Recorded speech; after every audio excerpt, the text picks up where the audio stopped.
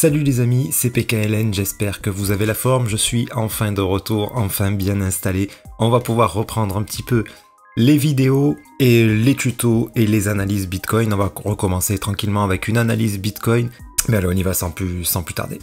Donc j'espère que vous avez tous passé un excellent été. Je pense que j'ai dû perdre pas mal d'entre vous, parce qu'évidemment, quand on est absent, les gens passent à autre chose, c'est tout à fait normal.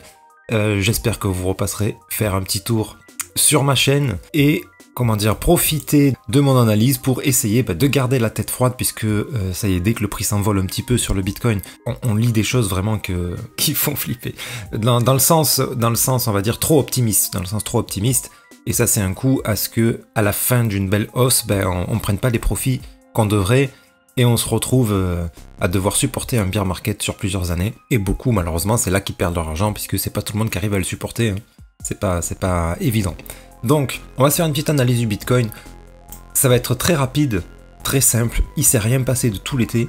Ça a été que de la correction. Bien sûr, ça n'empêchait pas, on pouvait faire quelques trades dessus. Moi, j'ai rien fait du tout. J'étais dans les travaux à fond, donc j'ai absolument pas suivi le... J'ai suivi, mais on va dire, d'assez loin, sans aucune prise de décision. J'avais prévu de laisser passer l'été complètement et voilà, de m'installer confortablement dans ma maison et avec mon petit bureau qui va bien, le petit micro qui va bien. J'ai racheté un micro, j'espère qu'il fera bien l'affaire et que le son sera de meilleure qualité que ce qu'il était jusque-là. Donc, très simple, l'analyse Bitcoin est très simple. On a une structure ici, clairement haussière, hein. Ça, c'est clairement haussier, c'est un flag haussier. Bien sûr, tout est possible, ça peut s'invalider. En plus, on est sur du weekly. Donc voilà, tout annonce de la hausse, ça peut s'invalider. Bien sûr, comme d'habitude, c'est pas une certitude, hein, c'est jamais une certitude. Ça, il faut bien l'avoir en tête. C'est pour ça qu'on met pas toutes ces économies en se disant, c'est sûr, ça va monter, parce que ça peut ne pas monter.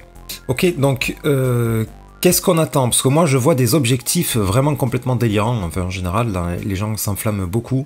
Là, je parle de Bitcoin, encore que Bitcoin, c'est peut-être le moins délirant, les prévisions qu'on voit, mais sur certains alts, voilà, faire attention quand même, hein. Faut faire attention, des fois, on a fait un x5, on attend un x1000, et puis et finalement, on prend pas de profit, et le résultat, c'est qu'au bout d'un certain temps, on se retrouve avec très peu de profit, donc c'est dommage. C'est dommage. Quand on a des belles performances, il faut prendre un peu de profit, toujours. Bref. Là où je vais mettre un petit, un petit attention, c'est au niveau des objectifs. Donc c'est bien beau, on a une belle structure haussière, tout annonce to the moon. Attention, hein, c'est pas forcément tout de suite, hein, encore une fois. Voilà. Ça peut continuer encore, hein, on ne sait pas combien de temps cette correction peut durer. Bon, je pense pas qu'elle va durer encore 2 ans, là, mais bon, c'est pas dit que ça soit parti. Ça peut, hein, mais c'est pas dit. Donc déjà, la première chose, quand on a une structure comme ça, c'est très simple, le premier objectif, il est simplement à la cassure du top. Là, ce qu'on attend, pour que ça soit validé, c'est de venir casser ce plus haut. Maintenant, comment on va le casser? On peut très bien le casser qu'un tout petit peu, comme là, et ensuite recorriger derrière. Si on commence à faire ça, ça va sentir pas très bon, parce qu'on va avoir des hauts de plus en plus hauts, mais de moins en moins ample, des mouvements de moins en moins amples, ça annonce un retournement. Donc là, pour l'instant, on n'a absolument pas de réponse, pas la peine d'imaginer un scénario pessimiste, pas encore, en tout cas, on n'a aucun élément pour le faire. Maintenant, est-ce qu'on va aller vraiment à 200, 250, 300 000, comme je l'entends, comme je le lis très souvent sur Twitter, enfin sur X? Je pense pas. Personnellement, je pense pas. Ça pourra arriver un jour, mais après une autre correction plus grande, à mon avis. Là, clairement, quand on a une montée comme ça, le meilleur objectif qu'on puisse espérer, là, on corrige, a priori, une grosse impulsion comme ceci. Le meilleur objectif qu'on puisse espérer, par rapport au plus bas, c'est la même amplitude. C'est-à-dire à peine aux 98 000.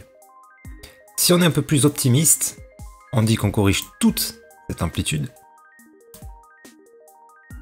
et ça nous ferait arriver vers 107 000. Donc l'objectif raisonnable pour sortir du marché, pas forcément complètement, mais moi en tout cas je sortirai quasiment complètement, le meilleur objectif pour moi il est là. Et ensuite on verra.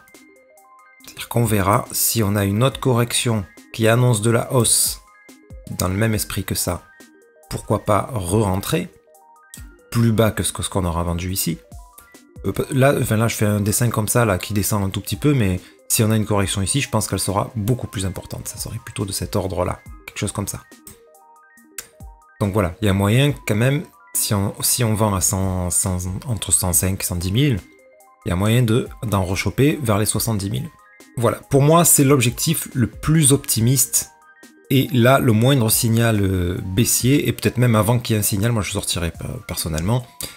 Je l'ai fait pendant cette montée, notamment sur le Solana, hein. Moi j'ai vendu quasiment tous mes Solana, je les ai vendus au top en fait.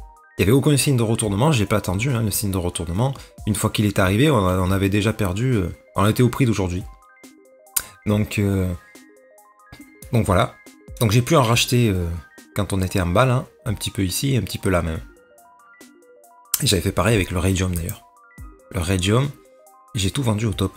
Non, j'ai pas tout vendu, pardon, je dis une bêtise, j'ai pas tout vendu, j'ai gardé une partie, mais bon, j'ai vendu 60% de ma position à 3,10 par là. Pareil, il n'y avait aucun signe, mais simplement, mon objectif, il était là, quoi.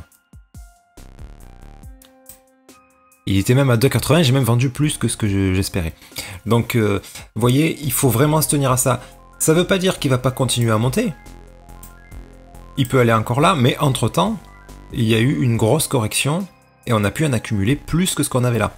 Donc la prochaine montée, voilà. Après, il faudra pas être trop gourmand. Moi, si jamais on revient à exploser comme ça, je vous l'avais dit de toute façon, parce que pour ce qui est du Raydium, la même capitalisation que ce qu'on avait là-haut, là, ça nous porte le prix vers entre 4 et 5 $. Entre 4 et 5, je vais sortir du Raydium. J'aurais fait déjà plus que x10, je l'ai acheté à 40 centimes.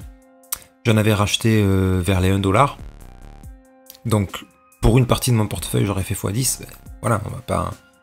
J'ai déjà fait presque x10 ici. Voilà, faut pas être trop gourmand et il faut vraiment se méfier de ça. Il faut vraiment se méfier de ça. Donc, et bien sûr, je vous parle que de Bitcoin, mais voilà, si Bitcoin vient là-haut, bien sûr, les alts seront pas mal aussi. Seront pas mal aussi, et donc j'en vendrai une grande partie. Donc voilà les amis, comme je vous l'avais dit, c'est très simple. Et voilà pour ce qui est pour moi des objectifs raisonnables, d'accord. Après oui, il peut y avoir une montée exponentielle, ça peut monter à 200, 300, franchement ça m'étonnerait. À mon avis ça prendra plus de temps que ça. Mais bon, si ça arrive, si ça venait à arriver, une montée comme ça, je veux dire on n'aurait même pas le temps de prendre des décisions, que ça va le dépasser notre objectif, et puis on va par palier petit à petit, vous voyez. Mais voilà, j'en doute. J'en doute déjà si on arrive à dépasser les 100 000, ça sera magnifique, on aura fait des profits énormes. Parce que si, comme moi, vous avez acheté durant toute cette phase, bon déjà normalement vous avez un petit peu vendu là-dedans, vous avez un petit peu vendu, là vous en avez peut-être racheté, ça fait quand même des super beaux profits. Et là on est que sur le Bitcoin, donc on ne fera pas un x10 à l'heure d'aujourd'hui, là, je doute fort qu'on fasse un x10 dans ce bull run, mais ça va être surtout sur les alts quoi. Sur les alts, et si on arrive en période de délire où tous les alts montent, quels qu'ils soient, là ça va être très facile de faire de l'argent. Par contre, ça va être très facile aussi de toujours espérer plus, et de jamais vendre, et au final de rien gagner.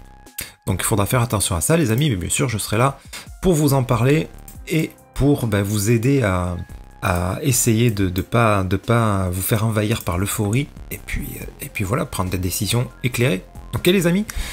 Écoutez, sur ce, je suis vraiment super content de vous retrouver. En tout cas, j'espère que cette vidéo vous sera utile. Je reviens très vite. Ça y est, tout est calé chez moi. Donc, vous allez commencer à me revoir plus souvent, voire très souvent dans les prochaines semaines. Allez, salut les amis, à plus tard.